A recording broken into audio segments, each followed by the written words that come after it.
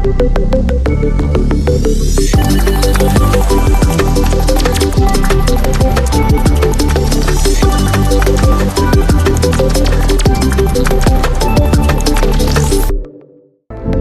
sebalik keindahan, wujud jurang komunikasi yang memisahkan. Pendidikan dan impian terhenti di hujung isyarat yang hilang. Teknologi tanpa nilai hanyalah besi. Kita perlukan empati.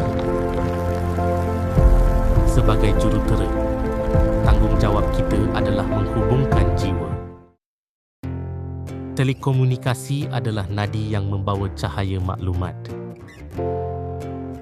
Membina infrastruktur dengan niat untuk berbakti kepada rakyat. Setiap bit data adalah peluang untuk masa depan yang adil.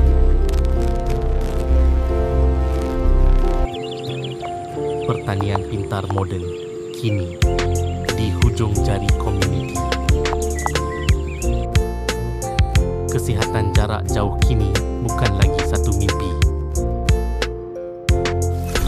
Keselamatan data adalah janji etika kita kepada pengguna.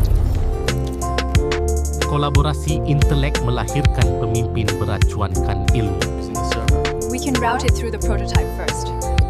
Institusi menjadi pusat kecemerlangan digital negara. We are very proud of you. Tiada lagi yang tercicir. Akses digital kini menjadi hak semua. Menuju masa depan, kejuruteraan yang memelihara akar bangsa.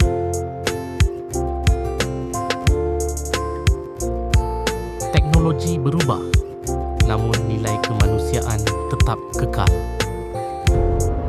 Membina masyarakat yang mampan, sejahtera dan berdaya cipta.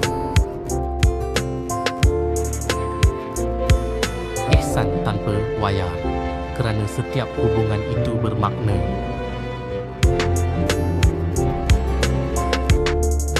Dihasilkan melalui gabungan kreativiti manusia dan kuasa rangkaian tanpa sempadan.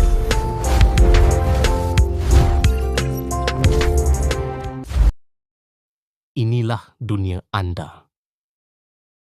Inilah kejuruteraan telekomunikasi